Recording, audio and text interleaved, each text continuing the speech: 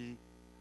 Nós queremos saber se tem alguém aqui na igreja que está vindo aqui na igreja pela primeira vez. Faça um sinal assim. Tem alguém que está vindo aqui na nossa igreja pela primeira vez? Todos eu acho que são da Assembleia de Deus Nova Vida.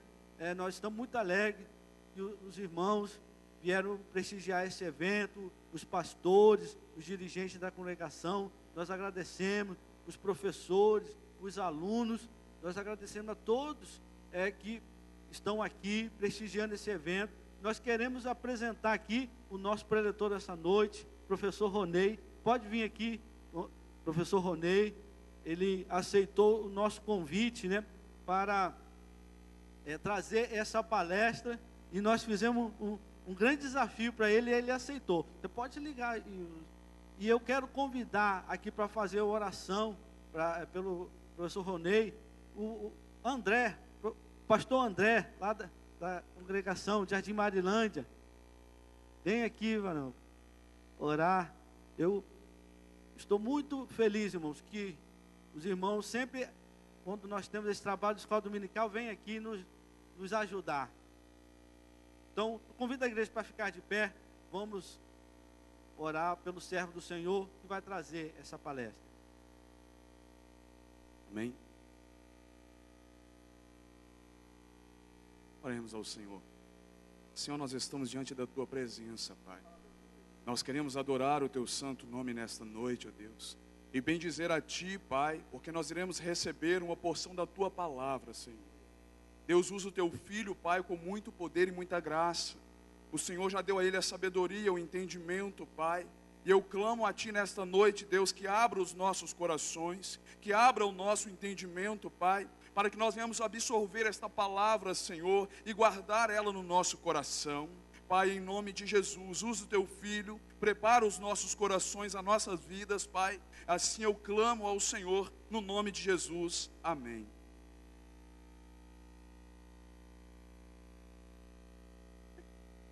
Graças a Deus. Eu quero saudar a igreja com a paz do Senhor Jesus. Amém. Os irmãos, por favor, podem se assentar. Eu estava brincando aqui com o irmão Carlos, ele falou assim, fica à vontade. Eu falei, rapaz, não fala isso não. Você tá colocando os irmãos aqui em perigo nessa noite. Queridos, é um prazer estar aqui com vocês, mais uma vez. Eu já tive a oportunidade de torturá-los aqui antes. Estou pegando emprestado aqui a ideia do filósofo brasileiro, né, que diz que professores existem para torturar seres humanos, né?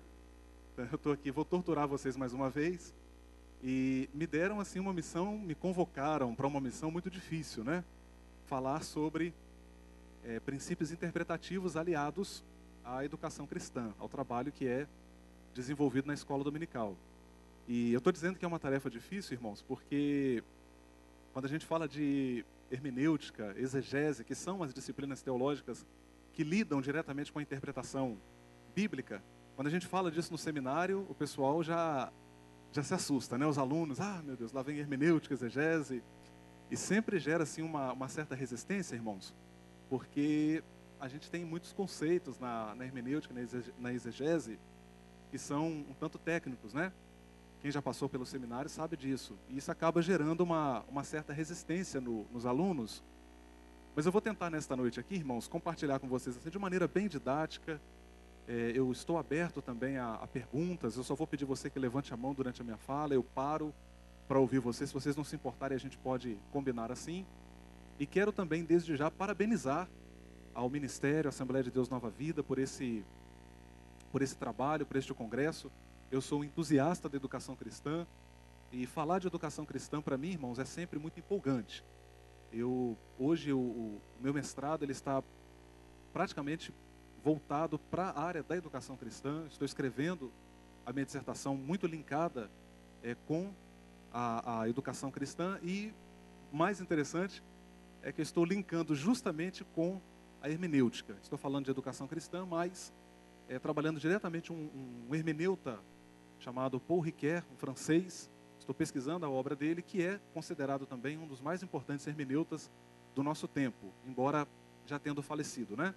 Mas eu estou trabalhando diretamente com a obra dele, que é um pesquisador justamente também da área, embora a hermenêutica que ele trabalha seja uma hermenêutica mais filosófica, mas está diretamente, ele trouxe contribuições muito importantes para a área da interpretação bíblica, e eu vou estou trabalhando justamente com hermenêutica também. Então, para mim, é muito gratificante falar disso. Antes de entrarmos no assunto, irmãos, rapidinho, eu quero aqui só compartilhar com vocês. Eu trouxe, queridos, não trouxe muita coisa, não trouxe muito, até porque eu não tinha também, de fato, lá. Mas eu trouxe um livro e um DVD, 2 materiais para apresentar para os irmãos. Esse livro, Hermenêutica, Interpretando as Sagradas Escrituras, é um material de minha autoria. Eu tive 2 textos também cedidos pelo reverendo Augusto Nicodemos. Ele me autorizou a usar 2 textos dele nesse trabalho, que abrilhantou também o nosso trabalho. E inclusive nesse livro eu vou falar de algumas coisas que eu vou escrever, algumas coisas do que nós vamos compartilhar aqui nesta noite também. O material foi impresso pelo Instituto de Educação Cristã do Céu, está ali à disposição de vocês, os irmãos que puderem adquirir. O livro custa 25. E eu trouxe também um DVD que foi gravado ali na cidade de Barra de São Francisco, onde estou trabalhando agora. Esse material foi produzido pelo Instituto de Educação Cristã Crer e Ser. Meu patrão, o professor Rodrigo, patrocinou a produção do material. Eu não tive muita participação, irmãos, na produção da capa, né? Geralmente eu não gosto muito que coloque a minha foto, nem em cartazes, nem em DVDs, para não causar infarto nas pessoas, sabe? Então, para evitar que isso aconteça, mas de qualquer maneira, se você levar o DVD, você vai ter aqui um bônus de poder recortar minha foto e colocar no seu quarto para espantar os mosquitos, viu? Pode ter certeza que não vai estar mais mosquito lá. Mas a palestra, irmãos, foi assim, uma experiência muito agradável. Nós falamos sobre... O tema é bem provocante, né? Educação cristã, isso funciona mesmo? Uma pergunta. E no DVD, eu tento traçar um perfil do nosso tempo. Eu tento entender, tento discorrer um pouquinho sobre a pós-modernidade. Que tempo é esse em que nós estamos vivendo? Que não há consenso entre os estudiosos sobre as definições possíveis.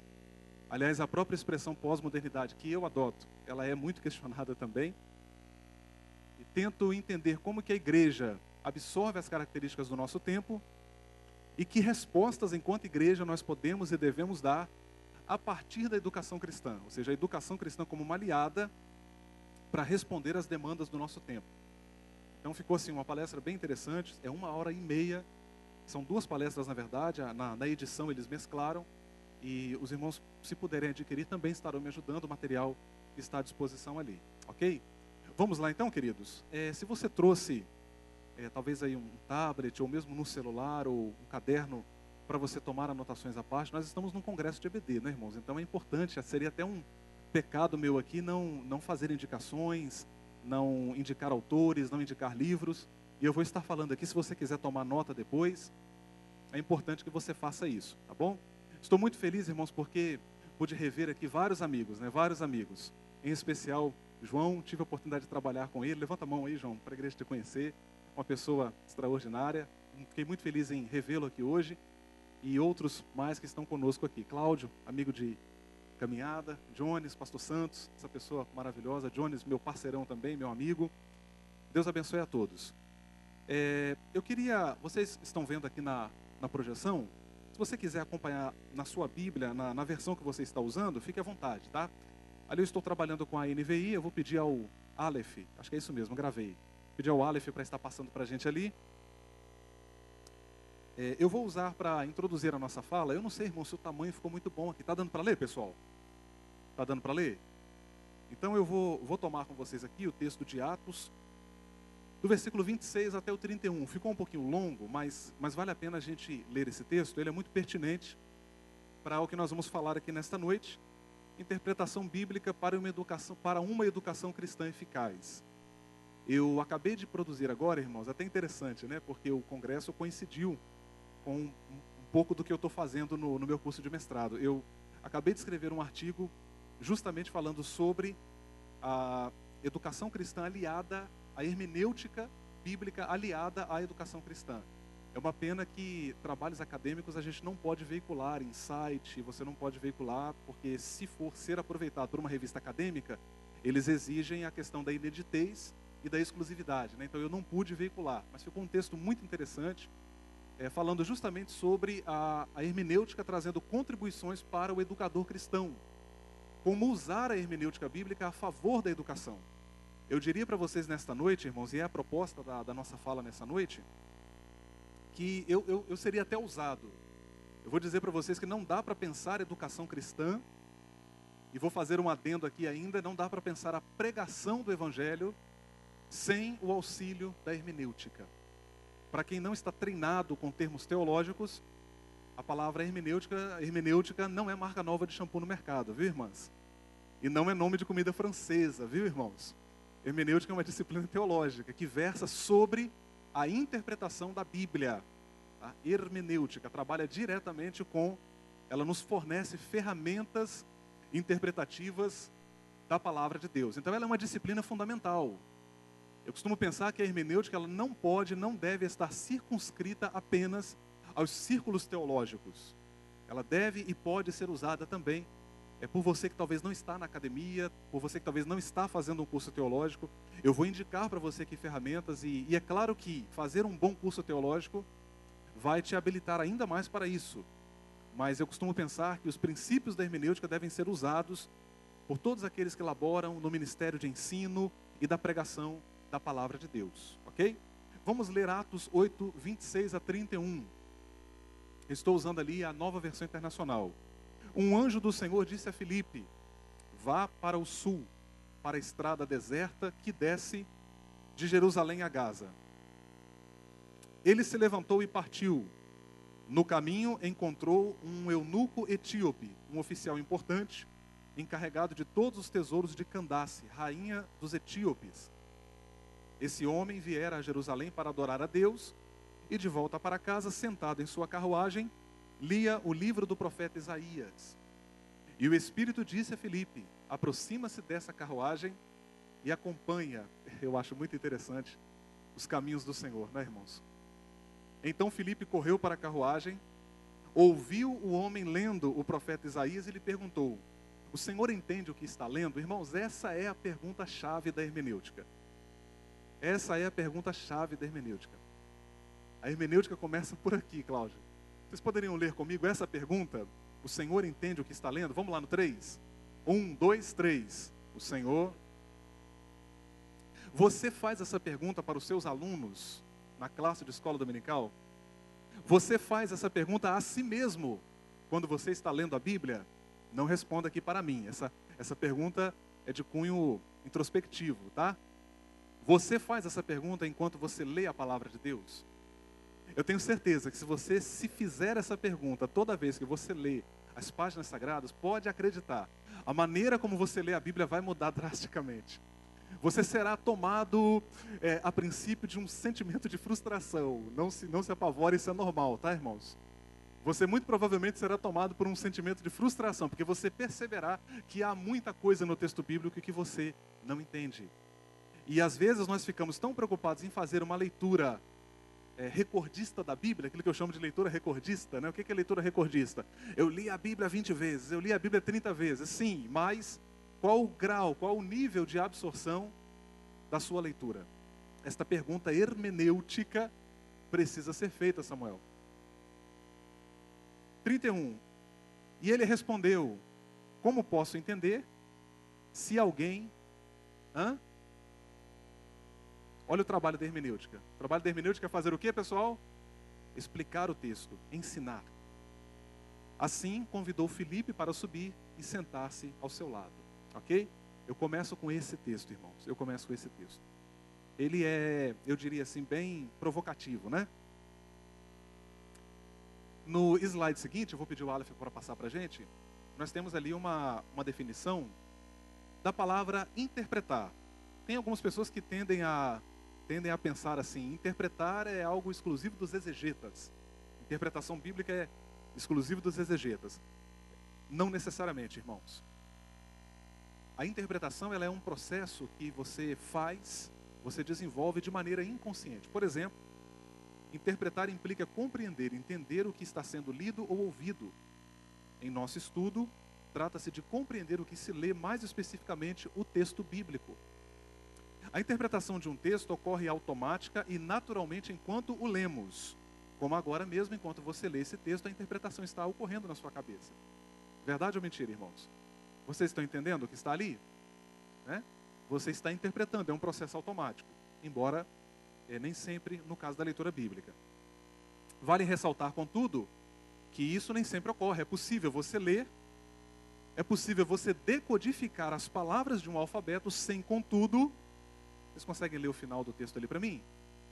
Entender a mensagem presente ali. Eu, às vezes, choco os meus alunos. Eu pego um exemplar da Bíblia Sagrada, seguro a Bíblia, mostro para eles e falo: olha, isso aqui não é a palavra de Deus. Aí os alunos se assustam, né? O professor está ensinando heresia aqui em sala de aula, né? E a minha confissão, a doutrina da inspiração bíblica que eu adoto, ela é bem radical, né? Ela diz que a Bíblia é a palavra de Deus, toda ela é inspirada. Os alunos até se assustam, né? Ah, mas Rony, como assim? Eu falo: não, gente, isso aqui é papel e tinta. O que define a Bíblia como palavra de Deus não é o texto apenas, é a mensagem que reside no texto. Então veja a importância de você interpretar corretamente a Bíblia. Veja a importância de você estar muito atento ao que você lê e ao que o autor daquele texto bíblico tenciona comunicar para você. Eu costumo pensar na exegese, que é uma aliada da hermenêutica. O pastor e teólogo pentecostal Antônio Gilberto, ele vai dizer que essas duas disciplinas são irmãs gêmeas, têm as suas diferenças, e de fato, né, o gêmeo, você olha os gêmeos, eles são muito parecidos, mas quando você vai ver, tem diferenças, né? Então a exegese, ela tem um papel muito importante, porque na exegese a gente trabalha muito, na disciplina exegese, a gente trabalha muito a busca do sentido da palavra enquanto evento histórico, ou seja, o que ela quis significar no momento em que o autor escreve ela e coloca e registra aquilo ali no papiro ou no pergaminho. Que são os materiais primitivos de escrita da Bíblia, né? Então, o que ele tensionou comunicar ali, naquele texto, naquela frase, naquela expressão? Por exemplo, quando eu leio textos, alguns mais fáceis de serem compreendidos, alguns mais complexos, como em 1 Coríntios, nós lemos Paulo falando de outra maneira ou de outra sorte, dependendo da tradução, o que farão os que se batizam pelos mortos? Um texto único nas Escrituras, você não encontra paralelo em nenhuma outra parte da Bíblia, e você se pergunta, o que Paulo está querendo dizer com esse batismo pelos mortos aqui, né? Textos bíblicos que são carregados, que trazem uma carga cultural muito forte, às vezes a gente atropela isso e não atenta para esse fato, né? Até interessante eu falar disso aqui, irmãos, deixa eu abrir um parênteses aqui rapidinho, né? Durante muitos anos nós afirmamos, baseados em Deuteronômio 24, que a mulher não podia usar calça comprida, porque o texto lá fala que o homem não pode usar roupa de mulher e a mulher não pode usar roupa de homem, mas aquilo ali tem uma carga cultural. O mesmo capítulo traz uma prescrição para você apedrejar os filhos desobedientes, e isso nós nunca observamos, né, irmãos?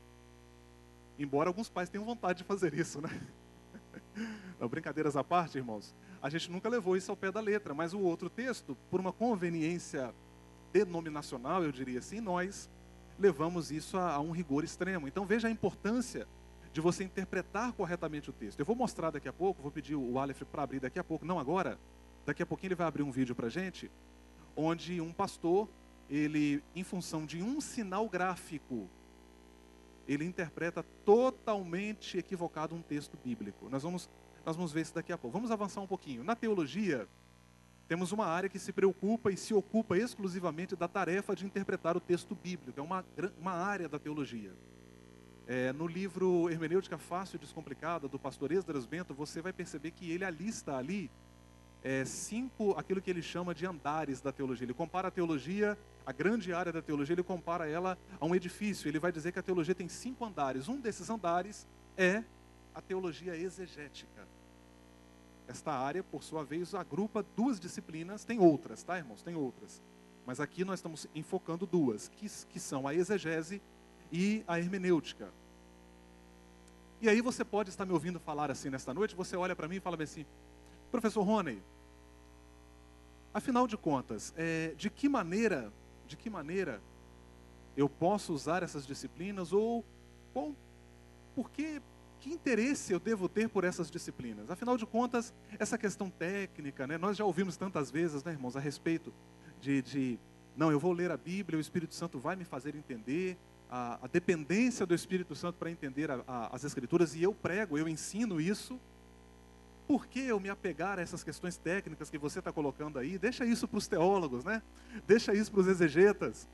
Você não acha que você está navegando numa utopia em tentar trazer isso para a igreja? De forma alguma, irmãos.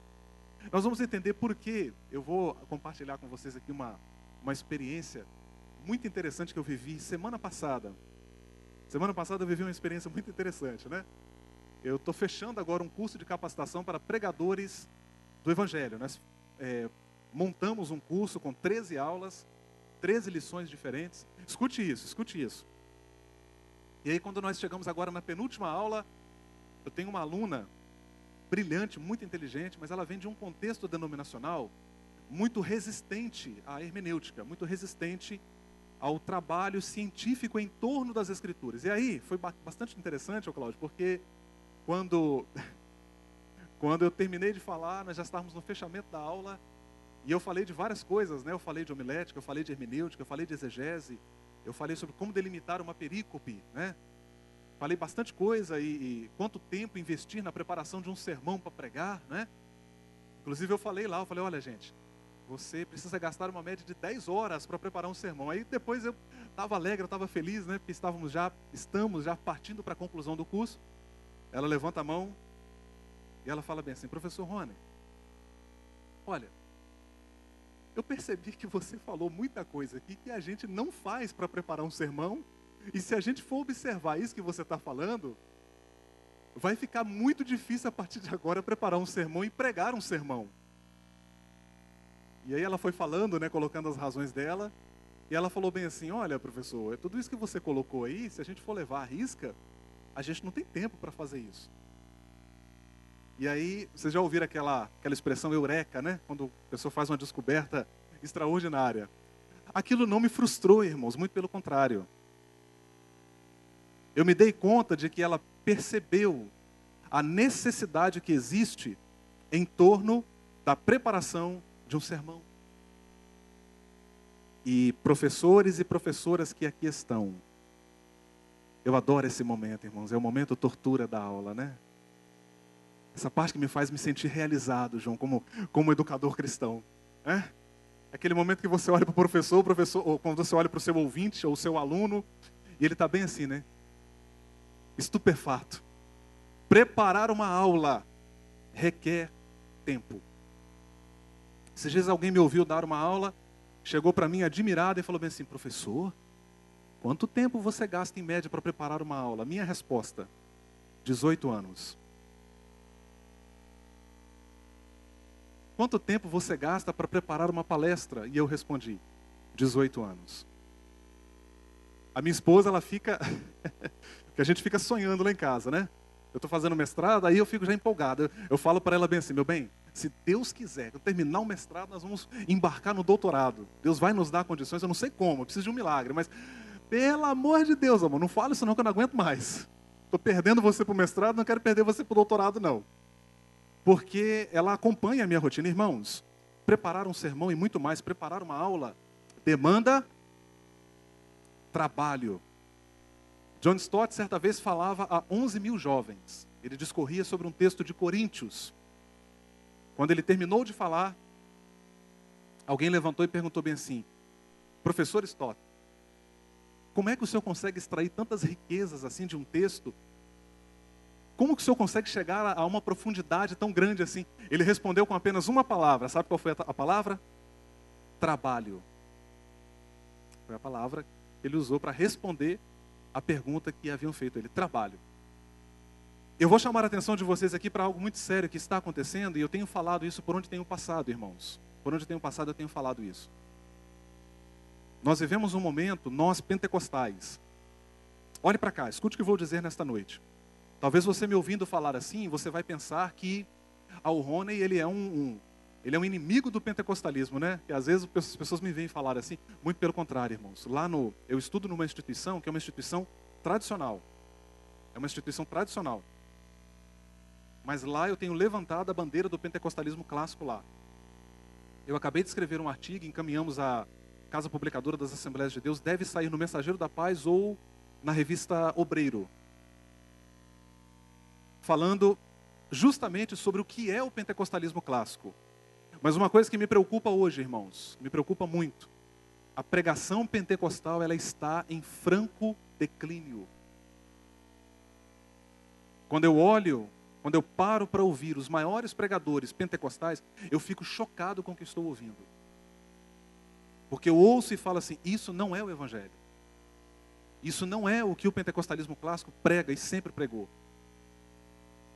Há um apelo emocional muito grande, há uma preocupação muito grande em que haja uma responsividade dos ouvintes, e isso tem levado muitos pregadores a deixarem de ser pregadores para se tornarem animadores de auditório. Eu falo coisas, irmãos, por onde passo, que eu sei, eu estou consciente disso. Fecha portas e tem fechado portas para mim. Deixa a minha agenda um pouco mais branca. Mas o meu compromisso é com Deus, o meu compromisso é com a verdade do Evangelho. Às vezes eu paro para ouvir, irmãos, determinados pregadores, eu fico chocado com o que eu estou ouvindo, porque não há profundidade bíblica, não há profundidade teológica. Eu vejo muitos pregadores hoje que estão prometendo aquilo que Deus não promete, aquilo que as Escrituras não prometem. E quando a gente ouve esses pregadores, você cai muitas vezes em muitas ilusões. A ilusão, por exemplo, de que a vida, para não fugirmos aqui do foco da nossa fala nessa noite, irmãos, eu vou pontuar apenas uma questão. Repare hoje a pregação pentecostal, a ênfase que ela dá a uma vida de vitória. Você ouve os pregadores pentecostais hoje, você pensa assim, meu Deus, você tem alguém aqui que não é evangélico? E se você está acostumado com esse tipo de pregação, eu vou desiludir você aqui nessa noite. As pessoas ouvem os pregadores pentecostais hoje e pensam assim, meu Deus, mas ser crente é um negócio de outro mundo. Nós, na nossa pregação hoje, criamos uma ojeriza ao sofrimento. Mas a pregação do evangelho, genuíno, bíblico, verdadeiro, é o contrário. Paulo escreve a Timóteo, um jovem líder, ele está dizendo, Timóteo, fique você sabendo, meu filho, os que quiserem viver piamente com Cristo, padecerão, quem se lembra? Perseguições. Jesus, ele diz em João 16, no mundo tereis aflições. Eu acho interessante falar isso, irmãos. Quando eu fui para a psicanálise, a primeira coisa que eu aprendi na psicanálise, psicanalista não é mágico. A pessoa chega no setting psicanalítico querendo que você resolva todos os problemas dela. Mas não é esse o trabalho da psicanálise. A psicanálise, ela te ensina a lidar com o sofrimento humano. Quando eu fui para a pedagogia, a primeira coisa que eu aprendo na pedagogia, errar faz parte do processo de aprendizagem. Quando eu fui para o judô, resolvi fazer judô, estava muito sedentário. Eu fiz 4 aulas só e nunca mais voltei, irmãos. Num outro dia eu conto para vocês o porquê disso, tá? Eu acho que foi os ipons que eu levei lá. Irmãos, que coisa interessante. Eu estava lá, acredite se quiser, irmãos, acredite se quiser. Eu estava em cima do tatame. O Espírito Santo veio ao meu coração e me fez perceber algo e nunca mais eu esqueci aquilo. A primeira coisa que eu aprendi no judô, a primeira coisa que você aprende quando você vai para o judô, você aprende a levar uma queda. Eles te ensinam como cair. E eu falei, rapaz, que coisa interessante. Parece que na igreja hoje nós esquecemos disso. Nós não preparamos os nossos jovens para as quedas da vida. Nós não preparamos os nossos novos convertidos para as quedas da vida cristã. Nessa noite, Deus me traz aqui para dizer para você que Ele não te promete uma caminhada isenta de aflições. Se você encara o Evangelho dessa forma, você precisa rever o que é o Evangelho de fato. A vida cristã implica sofrimento, implica renúncia. Dia desses eu recebi uma mensagem no WhatsApp de uma pessoa, de uma mulher. Irmãos, ela não era um avião, ela era a companhia aérea inteira. E eu fiquei tentado. É difícil dizer não nessa hora. Pensa numa máquina, irmãos, era uma máquina, viu? É difícil dizer não nessa hora, mas o Evangelho implica isso. Renúncia, abnegação, dizer não. Por muitas vezes, irmãos, eu me lembro daquela expressão de Paulo, é como se você esmurrasse o seu próprio corpo. A vida cristã é assim. Mas vamos avançar. Por que, professor? Pode passar para a gente, Aleph. Por que, professor, eu preciso usar esses recursos da hermenêutica, essas questões técnicas que você coloca? a Bíblia não é mensagem, não é palavra de Deus, não é inspirada, sim, ela é. Mas primeiro ponto, olhe lá. Leiam para mim. O primeiro, um longo período, muita coisa aconteceu. Um longo período a Bíblia demorou para ser escrita. Quem lembra aí quantos anos aproximadamente? Quem se lembra? Praticamente 16 séculos. Estou adotando aqui a posição conservadora, né? Que afirma que são praticamente 16 séculos para que a Bíblia fosse escrita. Irmãos, 16 séculos, muita coisa aconteceu nesse tempo. Pode acreditar. Segundo ponto, a Bíblia, ela foi escrita por diversos, vocês conseguem ler ali? Diversos, está pequeno, né? Diversos autores, em lugares distintos, em circunstâncias variadas e com estilos. Irmãos, você acaba de ler uma epístola paulina e vai ler uma epístola petrina, joanina, por exemplo. É uma disparidade de estilo muito grande. É uma disparidade muito grande. São estilos diferentes. Ah, Rony, mas por que isso está na Bíblia? Isso não tira a inspiração da Bíblia? De forma alguma. Repare, estilos diferentes. A Bíblia, um outro detalhe muito interessante, pode passar para a gente, Aleph? Ah, já passou. Ela foi escrita em línguas diferentes, muito diferentes do nosso querido português. Ela foi escrita no hebraico para o Antigo Testamento, no grego para o Novo, e há partes, tanto no Antigo quanto no Novo, em aramaico. São línguas muito diferentes da nossa. Você depois vá na sua casa, se você nunca fez isso, você nunca teve contato com a grafia hebraica ou grega, vá na sua casa, digita lá um texto grego na internet e você vai achar, você vai ver. Muito diferente, sintaxe funciona diferente para quem gosta aí de língua portuguesa, né? Sintaxe, morfologia, tudo funciona diferente nessas línguas. Há similaridades, é claro, mas elas têm as suas especificidades. Não funciona da mesma forma. Tem questões que estão nas nossas, né? Não na nossa, mas nas nossas traduções, que são muito interessantes. Você percebe que elas são reflexos de questões linguísticas. Daqui a pouco eu trouxe um livro que eu vou indicar para vocês. Daqui a pouco eu vou falar um pouquinho sobre isso também. Outro ponto muito importante, o Sitzleben da Bíblia é bem diferente do nosso. O que é isso? Essa é uma expressão, irmãos, Sitzleben alemã. Evidentemente que eu não estou pronunciando corretamente, né, irmãos? Porque o alemão é uma língua estranha, de fato, né? Para quem já teve a oportunidade de tentar estudar o alemão, é um negócio de outro mundo. Mas o Sitzleben, essa expressão alemã que significa lugar da vida, lugar vivencial, na exegese a gente trabalha muito essa questão. Existe a preocupação com o Sitzleben, o lugar vivencial em que o texto é produzido. Queridos, vamos imaginar aqui, por exemplo, vamos tomar aqui os 4 livros do Evangelho. Quais são? Mateus, Marcos, Lucas e João. Pare para pensar no contexto, no lugar vivencial em que esses textos são produzidos e tenta imaginar a diferença deles para o nosso hoje. Você consegue imaginar Paulo sequer pensando em Wi-Fi, e-mail? Irmãos, não vamos longe, há 20, 30 anos atrás, muito do que nós vemos hoje você não conseguiria imaginar. Né? Eu quando li há 5, 8 anos atrás, sobre transplante de cabeça humana, eu quase caí para trás. Na medicina já se fala isso. Né? Nós estamos vivendo um momento, repare, é um ambiente vivencial muito diferente. Aí você fala assim, Rony, mas por que isso é importante? É muito importante, por quê? Porque esse lugar vivencial onde eles estão inseridos vai refletir também no texto que eles estão escrevendo, produzindo. Você precisa estar atento a isso.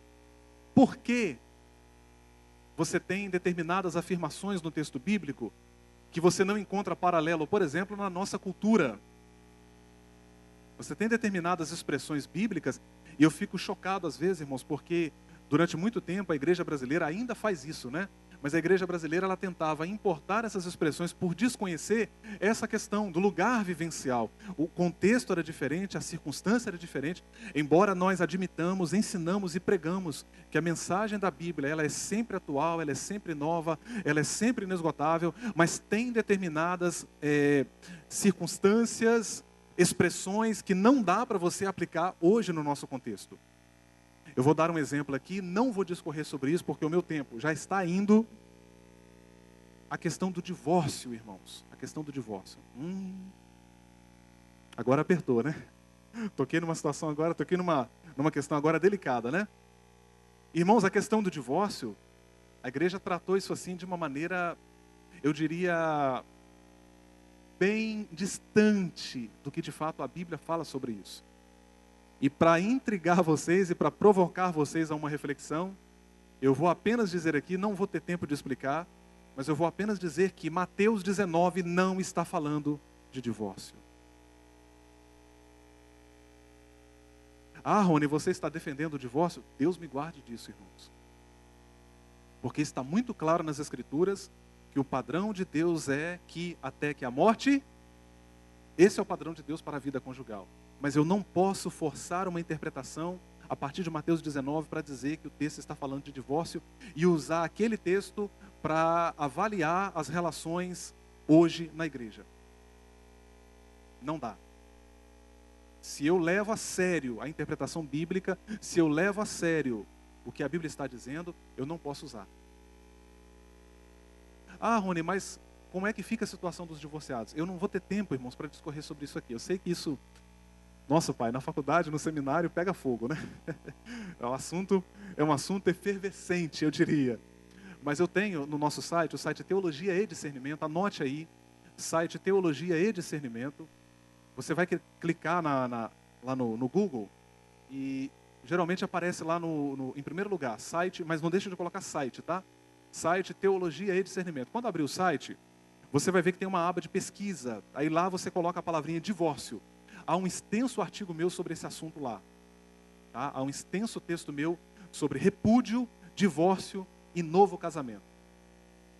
Eu tentei ali, irmão, ser bem... É um assunto delicado, é um campo movediço para a gente lidar com ele, mas é um assunto que a igreja precisa se debruçar sobre ele, tá? A igreja precisa se debruçar sobre ele.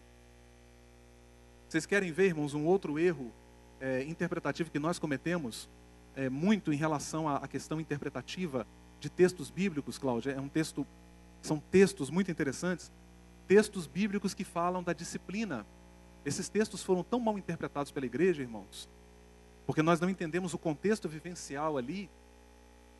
Textos como 1 Coríntios 5, quem já leu 1 Coríntios 5, que fala lá do cabra que estava mantendo relações sexuais com a própria madrasta.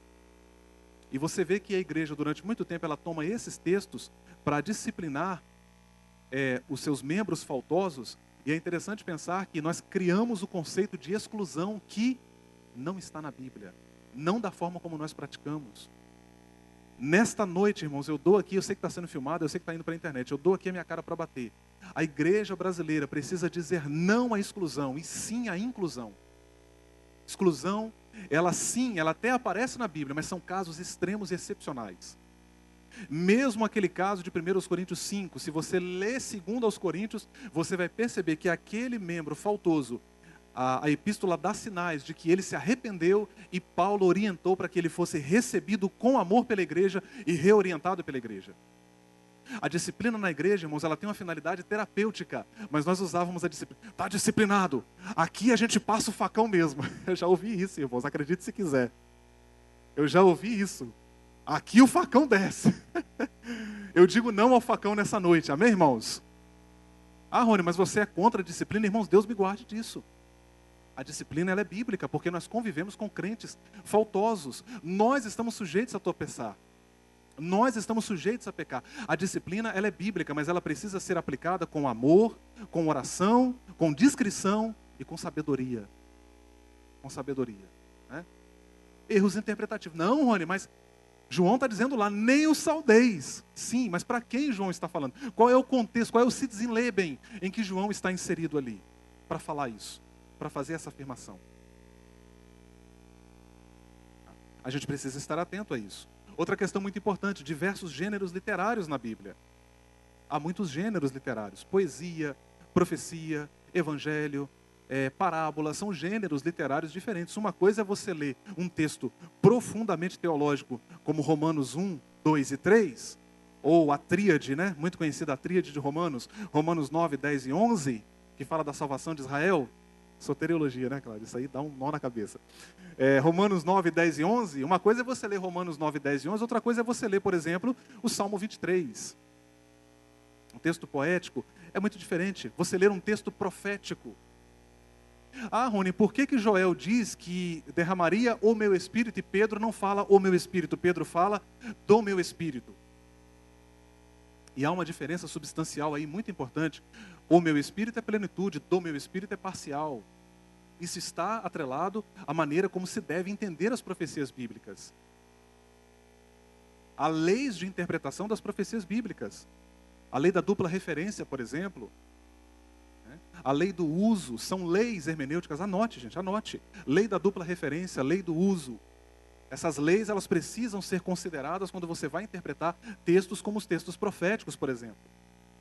Não dá para você fazer uma leitura superficial, rasa, e querer trazer isso para a igreja. Tá? Deixa eu até abrir um parênteses aqui, irmãos, como um professor que se esforça para ser um bom professor de escatologia. Eu tenho visto hoje, irmãos, muitos abusos na questão de profecias no seio da igreja. Existe uma má compreensão muito forte do que é uma palavra profética ministrada durante um culto e do que é uma profecia bíblica de fato. Há diferenças entre elas. Né? Uma palavra profética, por exemplo, geralmente ela tem a ver com o contexto imediato da igreja. Ao passo que profecias bíblicas, muitas vezes, elas têm um cumprimento progressivo. Eu não acredito, irmãos, que Deus, nós estamos vivendo um momento no país, um momento dificílimo, crise econômica, crise hídrica. Eu agora estou trabalhando, irmãos, eu vou para o norte toda semana, na cidade de Barra de São Francisco, eu tenho ficado lá de segunda a quinta-feira. Essa semana mesmo, eu cheguei hoje cedo, essa semana mesmo nós ficamos 2 dias sem uma gota de água nas torneiras. O meu patrão lá, ele já falou, Rony, se nós ficarmos aqui mais um mês assim, a cidade não tem água, acabou a água na cidade. Nós estamos vivendo isso lá no norte, tá? Ficamos 2 dias sem água lá. Se você sentir um odor aí, saiba, sou eu, tá? Não, brincadeira, irmãos, eu tomei banho aqui, tá para vir para cá. Mas brincadeiras à parte, irmãos, a gente precisa orar e economizar, né? É um momento muito sério que o país vive, um momento financeiro. Mas eu percebo, irmãos, eu acredito sim que Deus pode usar pessoas, como o pastor Abraão de Almeida, por exemplo, ele vai dizer que ele próprio, em sua igreja, e colegas de ministério dele, presenciaram em suas igrejas, lá nos Estados Unidos, pessoas que foram usadas por Deus em palavras proféticas que disseram: haverá um grande evento nos Estados Unidos que abalará o país e o mundo. E isso aconteceu no 11 de setembro, o Setembro Negro dos Estados Unidos. Então eu acredito que Deus usa pessoas, mas hoje tem havido muito abuso, irmãos. Eu recebo mensagens no meu WhatsApp frequentemente de coisas que não se concretizam, que não acontecem. Isso ridiculariza a igreja evangélica. Nós ouvimos uma série de predições de tragédias que aconteceriam, por exemplo, na Copa do Mundo que aconteceu aqui. Realmente aconteceu, o Brasil perdeu de 7-1 para a Alemanha, isso foi um fiasco, mas há um abuso muito grande dessas questões, né? Há um abuso muito grande, isso precisa ser levado a sério. E muitas vezes, quando você vai olhar o fundo, na verdade, isso acontece por interpretações equivocadas de textos bíblicos. Você percebe que há uma negligência, aquilo que eu chamaria de negligência hermenêutica. Antes de falar um pouquinho agora sobre a relação da educação cristã com a hermenêutica, eu vou pedir para o Aleph abrir para a gente um vídeo. É o vídeo do pastor, o Aleph, pastor que adultera lá, acho que é esse aí mesmo, pastor que adultera a passagem bíblica. Ele lê, adultera, mas quem adulterou foi ele.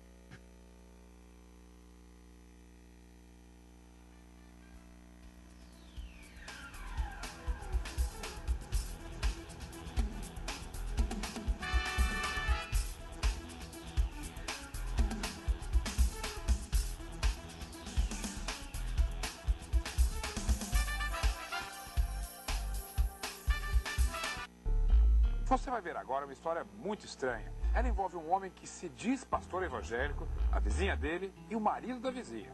Acompanhe só. A casa no bairro de Vila Nova de Colares, na cidade de Serra Grande Vitória, virou o centro das atenções. É onde mora um pedreiro que também se diz pastor. A vizinhança desconfia. Que é esquisito, é?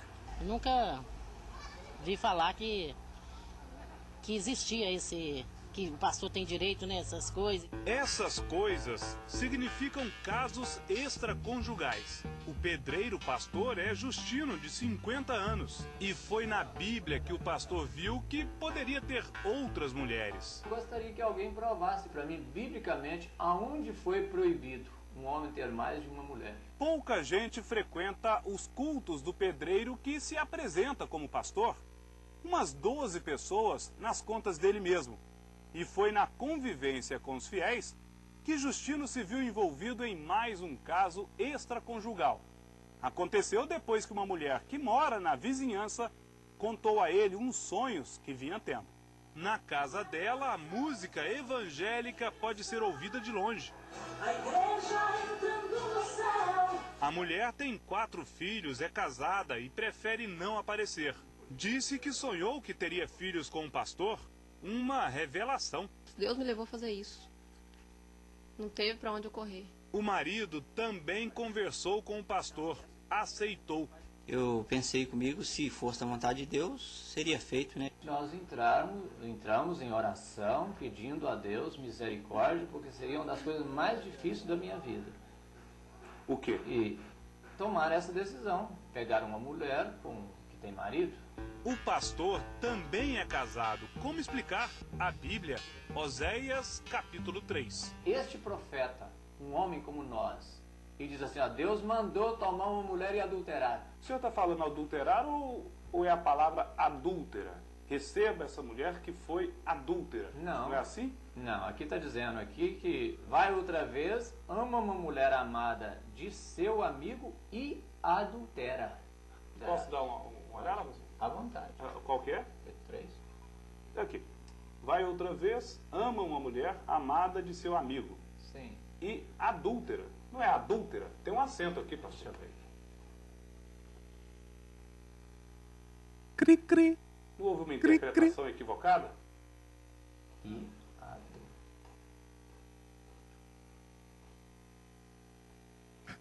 adultera. Ô, Aleph, pode cortar pra gente, querido. Adúltera? Deixa eu ver. Ele vai ficar mais uma meia hora ali, tá, irmãos? Pode cortar pra gente, Aleph, por gentileza. Ok. É porque o tempo está apertado, tá, irmãos? Queridos, não dá para dizer se, de fato, ali ele partiu de uma interpretação errada ou ele quis partir de uma interpretação totalmente equivocada.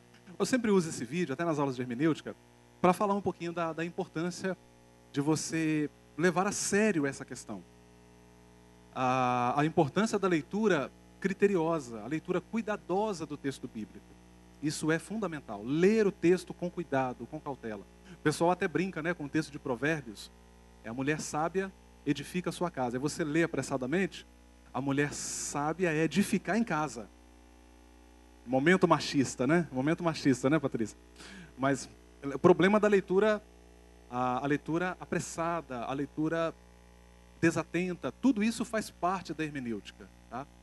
A leitura cuidadosa. Tem questões, irmãos, que estão nas nossas traduções, como eu disse para vocês no início da nossa fala, que elas refletem as línguas, tá? Leiam para mim o verso 1 do Salmo 23, por favor.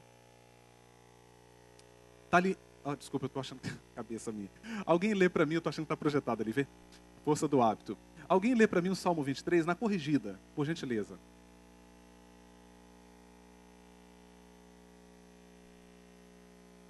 Vocês prestaram atenção num detalhe na leitura dela? Obrigado, tá, minha irmã?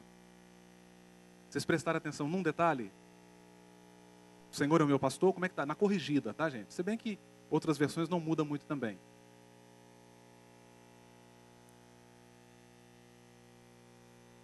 Como é que a gente lê esse versículo, esse verso, não é versículo, né? Salmos não tem versículos. Como é que a gente lê esse verso? O Senhor é o meu pastor e nada me faltará.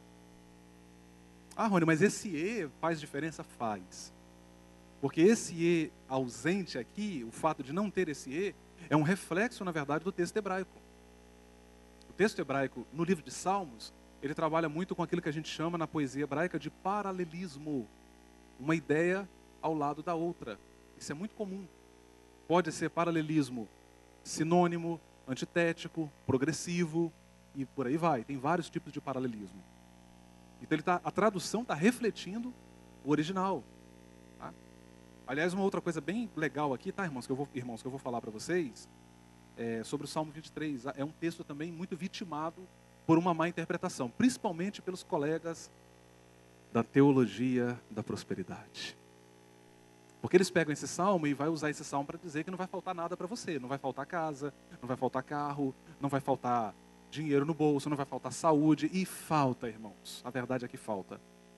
Ah, Rony, mas o salmista não está dizendo, o Senhor é meu pastor, nada me faltará? Sim, mas o original hebraico, na verdade, o que ele está traduzindo, o que ele está dizendo, não é essa a ideia que nós temos hoje.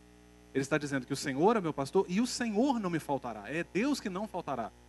Prova disso está no contexto, porque ele vai dizer, ainda que eu passe pelo vale da sombra da morte. Essa parte ninguém fala, né, irmãos?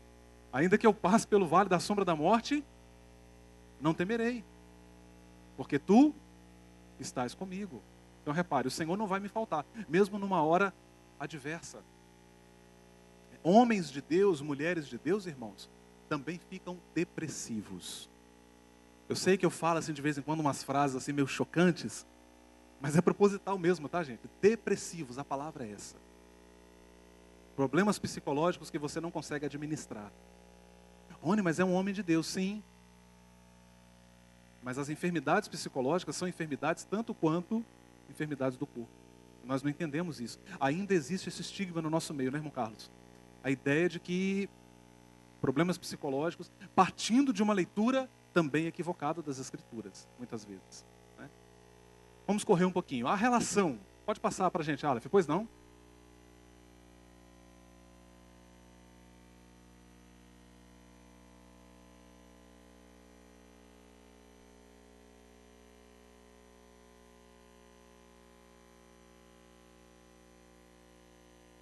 Ah, sim, interessante, interessante. Boa observação. Não tinha pensado nessa perspectiva. É interessante. Vocês conseguiram ouvir, irmãos, o que ela falou aqui? Lá atrás não, né? Você está citando qual verso aí, querida? O 6.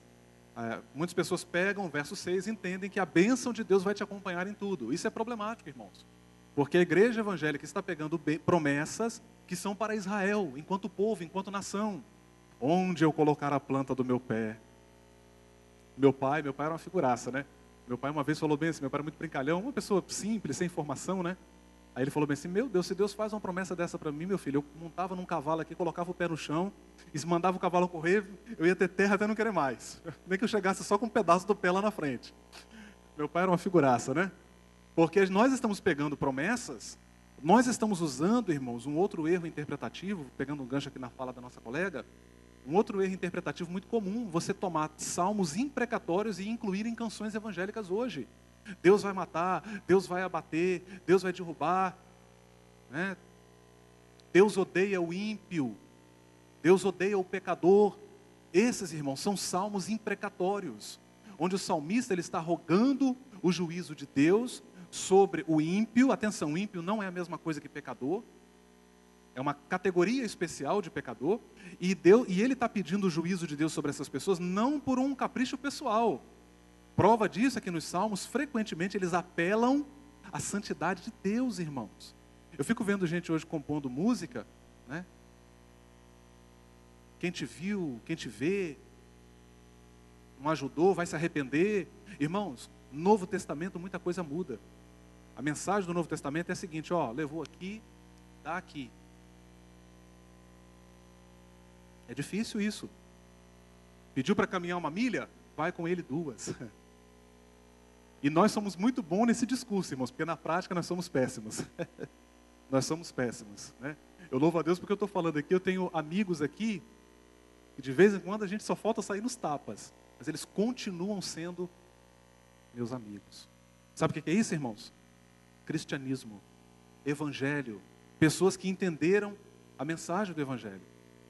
Nós vivemos um momento na igreja brasileira hoje em que nós dispensamos relacionamentos muito facilmente.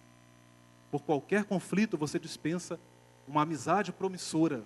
Uma amizade promissora, né? Alguém que tinha levantado... o nosso irmão. Pois não, querido? Pois não.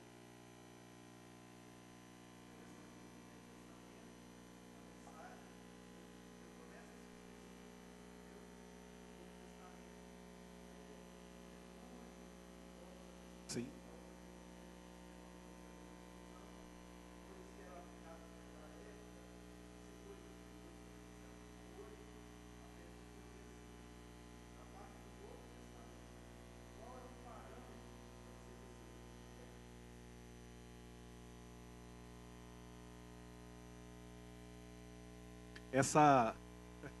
Qual o seu nome, meu querido? Bruno. Bruna, essa pergunta ela é um clássico na hermenêutica, né? Até que ponto determinadas prescrições, mesmo nas epístolas, são aplicadas? Porque nas epístolas você tem o cerne doutrinário para a igreja, nas epístolas, né? Claro que você tem doutrina em toda a Bíblia, você tem autores, Bruno, que trabalham essa questão diretamente. Eu vou indicar alguns aqui, tá? Eu não tenho tempo para desdobrar isso aqui, mas um dos princípios é quando aquele ensino que está no Antigo encontra equivalência no Novo. Por exemplo, você vai ter no Antigo Testamento a questão da poligamia. E você tem movimentos hoje ditos evangélicos ensinando que o homem pode ter, se bem que em geral são considerados movimentos sectários, né? Ensinando que o homem pode ter mais de uma mulher, baseado em textos do Antigo Testamento. Mas você percebe na Bíblia uma revelação que é progressiva. Quando chega no Novo Testamento, você já encontra esse princípio no Antigo, porque está no Gênesis. Deus cria um homem e Deus cria uma mulher. Ou seja, por ali só você já tem um princípio monogâmico. Mas aí você tem uma deturpação disso nas antigas sociedades orientais, ali no Oriente Próximo, e que as religiões vão deturpando isso. Mas quando chega no Novo Testamento, Paulo é categórico, tá? Inclusive, cuidado com outro erro interpretativo, aquele texto de Timóteo, que o obreiro tem que ser marido de uma só mulher. Tem muita gente falando que aquilo ali é divórcio. Não é. Muitos autores acreditam que o contexto ali seja poligamia. As pessoas vinham para o evangelho, tinha várias mulheres. Aí Paulo vai dizer, olha, o líder, a cana é curta, meu filho, contente-se com a sua.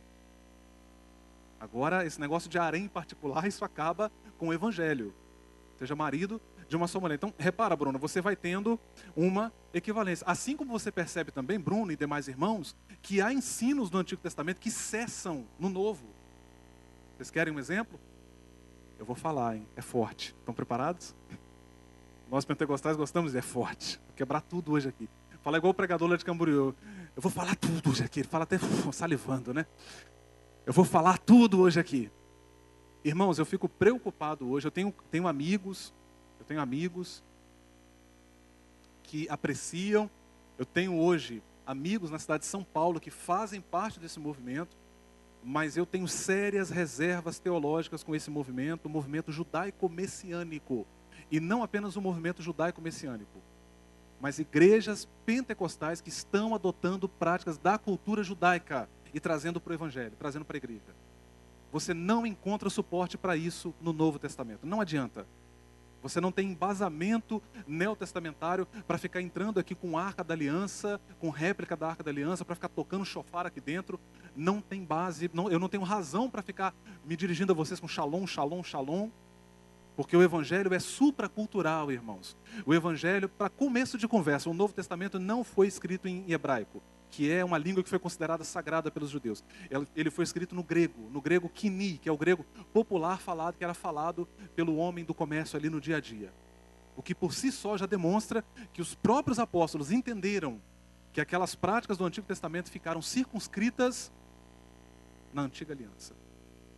Eu vou tocar em outra questão aqui que é espinhosa. Eu sei, para nós assembleanos, o uso excessivo do óleo da unção. Quando você vai para o Novo Testamento, você só tem 2 passagens que falam do uso do óleo da unção. Uma delas é no contexto de Jesus com os apóstolos, outra passagem é Tiago. Hoje você tem gente ungindo tudo e todos. Nós tivemos o caso aí de pastores, a gente sempre falava isso lá, né, Cláudio, no setups. Nós tivemos o caso aí de pastores que alugaram um helicóptero, compraram um galão de azeite, sobrevoaram a cidade e despejaram aquilo na cidade.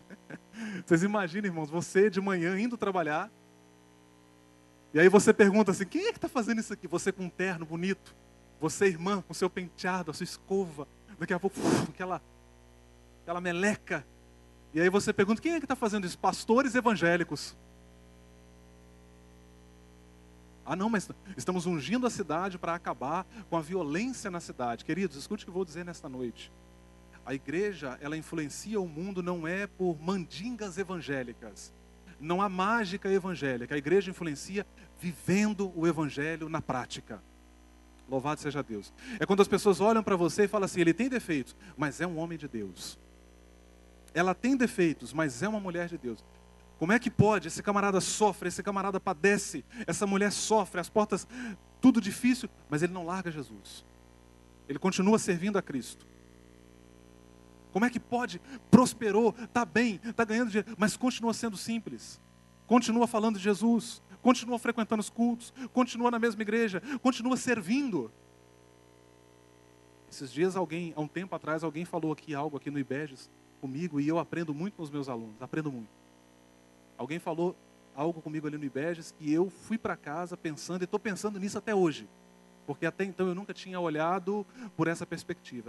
Esse aluno virou para mim e falou bem assim, falou: Rony, eu acredito que o desafio da igreja hoje não é mais pregar o evangelho de maneira oral. O nosso desafio hoje é um desafio, é uma evangelização que seja ética. E eu falei, caramba. E eu não sou tão radical assim, irmãos, porque eu sempre vou defender a exposição oral do evangelho, sempre. Porém, eu concordo com ele quando ele diz que nós temos um desafio ético diante de nós. Sabe por quê, irmãos? A sociedade não está mais interessada no nosso discurso.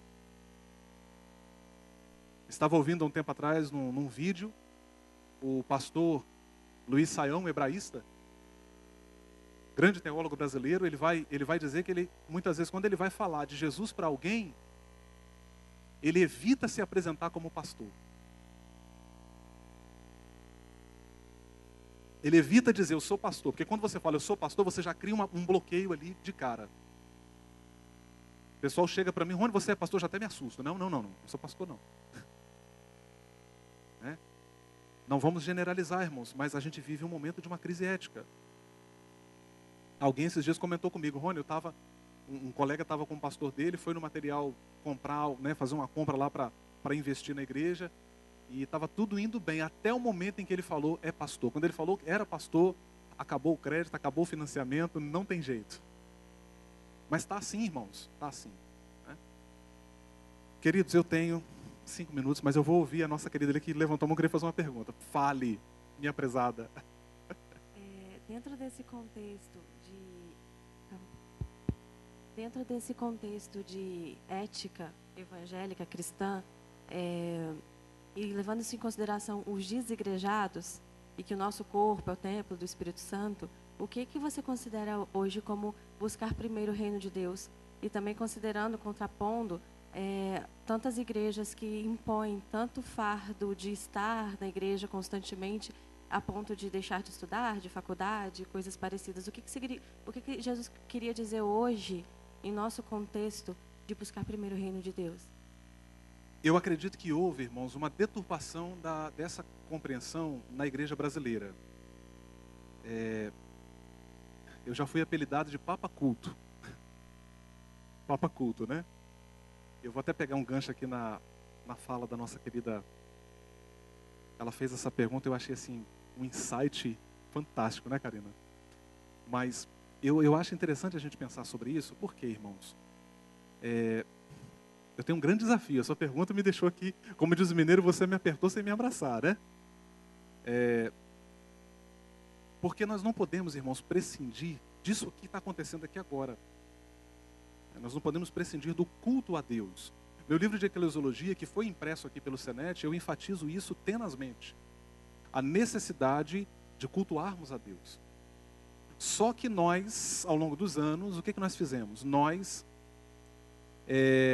vou usar essa palavra, acho que vai ficar legal. Nós compartimentalizamos a ideia de que o reino de Deus só acontece no momento do culto.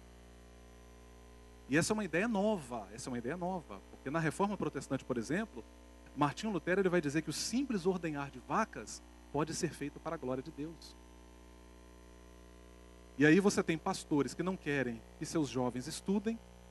Eu acabei de gravar um vídeo agora, a convite do aplicativo bíblico ID. Estou até fazendo uma divulgação aqui, né? O aplicativo bíblico ID me convidou para gravar uma mensagem, e o título ficou Jovens, prepare-se para o futuro. Porque você vê hoje muitos jovens que estão tendo a sua vida profissional esterilizada em nome do ministério. Isso é muito grave, irmãos, no nosso meio. Jovens que não estudam, não trabalham, não se qualificam, não pensam no futuro, não se preparam para uma manhã. Ah, Rony, mas você é muito suspeito para falar isso, porque você respira o ministério. Mas quem me conhece de perto sabe, irmãos, as lutas, as agruras que eu enfrentei para conciliar vida profissional com vida ministerial.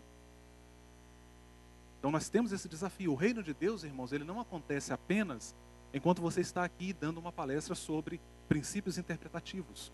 O reino de Deus acontece quando você está lá no chão de fábrica.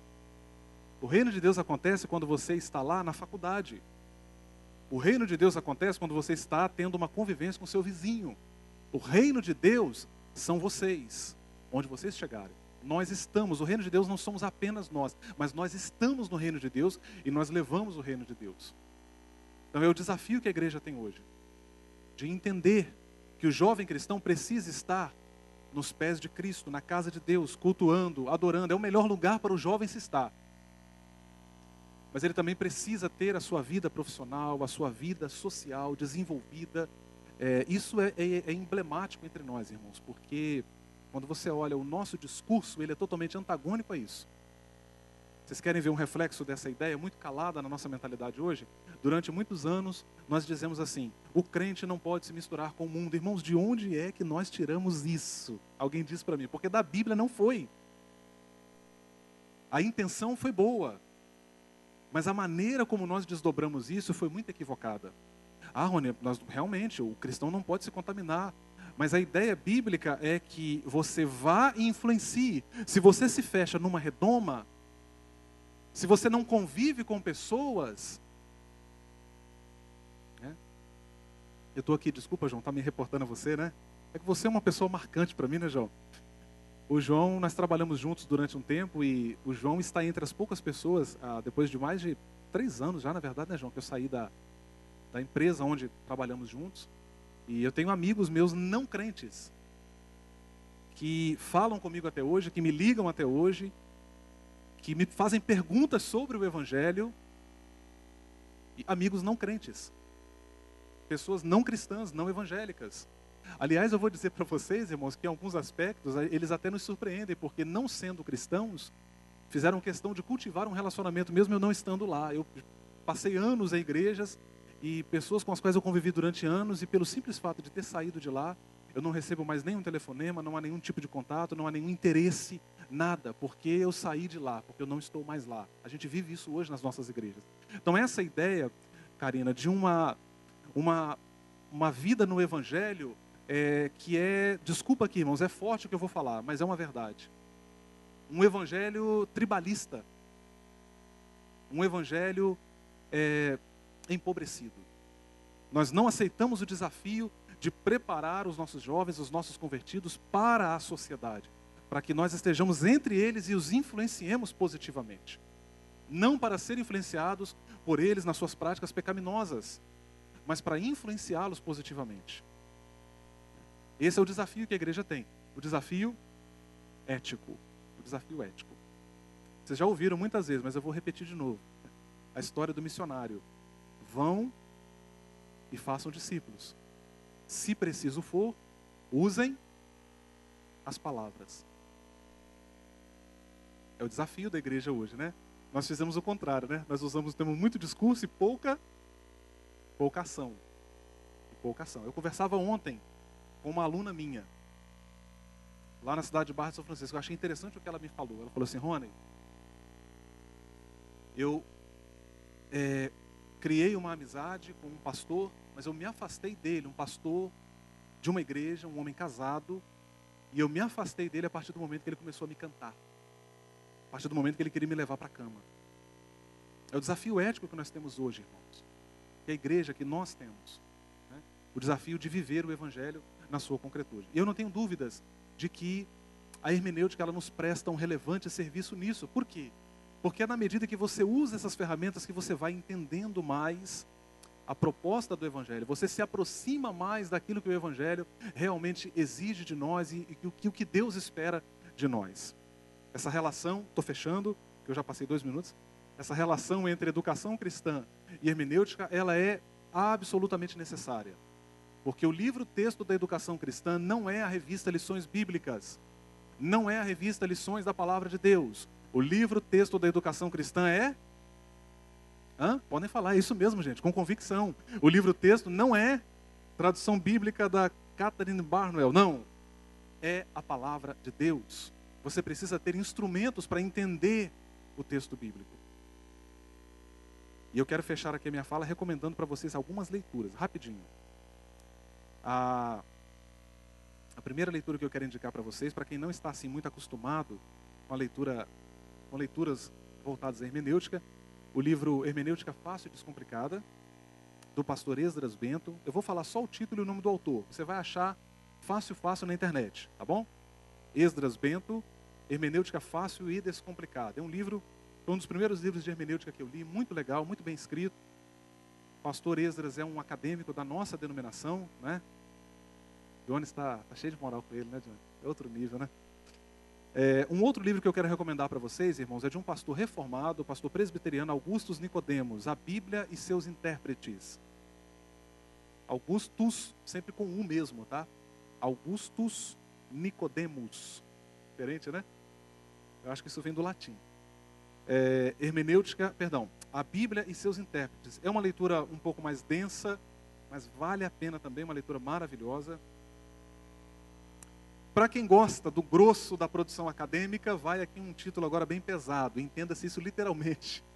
É uma obra colossal, A Espiral Hermenêutica, de Grant Osborne.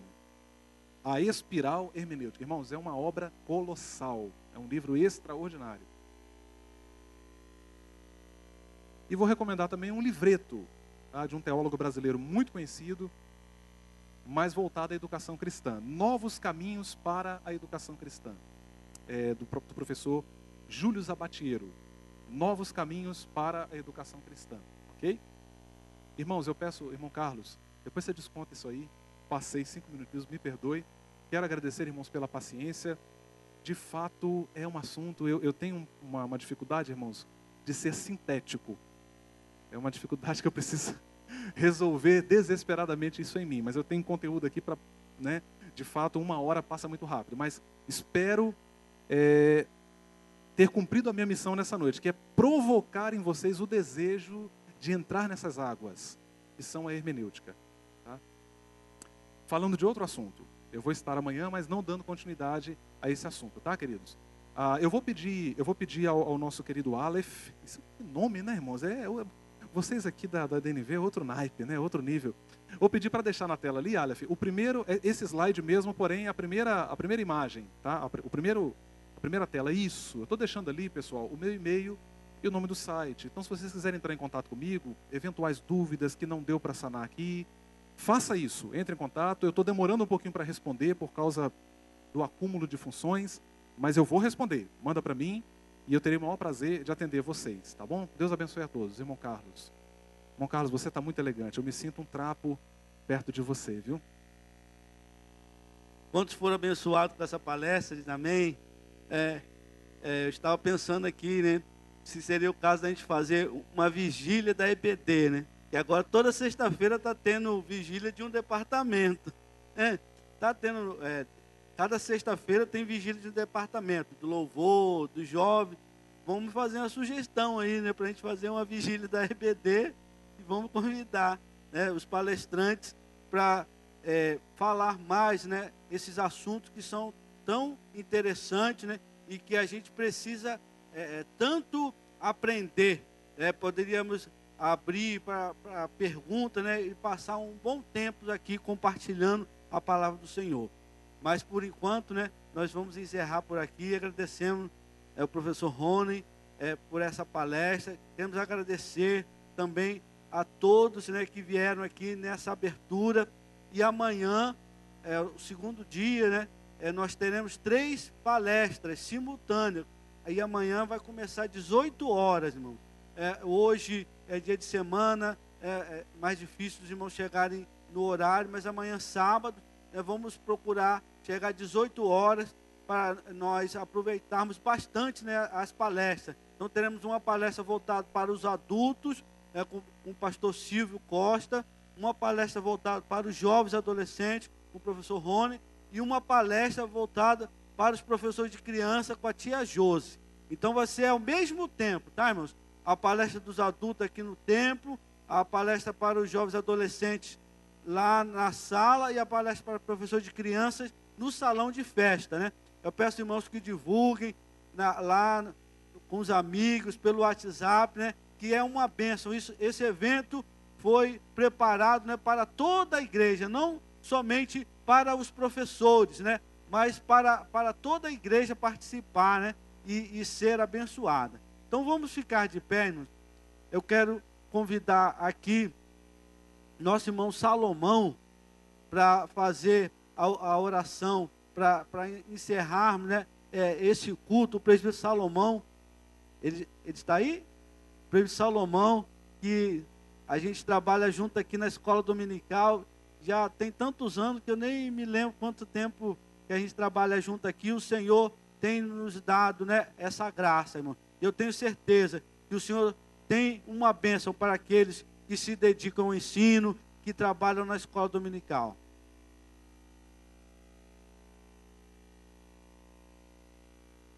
Pai do Senhor, irmãos, amém? Vamos orar ao Senhor. Pai, nós queremos te louvar por este momento, Senhor, maravilhoso que passamos aqui na tua presença. Pai, nós queremos agradecer ao Senhor por tudo, ó Deus, que nós ouvimos e aprendemos aqui nesta noite. Que o Senhor venha, Senhor Deus, nos guardar, nos levar em paz para os nossos lares, ó Deus. Nos dê, Senhor Deus, um dia abençoado amanhã na tua presença. Pai, que nós possamos estar aqui, ó Deus, novamente, para aprender mais e mais de ti, ó Deus. Abençoe o teu povo e leva-nos em paz em nome de Jesus. Amém. A bênção apostólica, o grande amor de Deus, a graça do Senhor Jesus e a consolação do Espírito Santo estejam com todo o povo de Deus e digamos todos juntos, amém. O material do professor Rony está ali na mesinha ali atrás. Os irmãos que quiserem adquirir, é só ir ali na mesinha.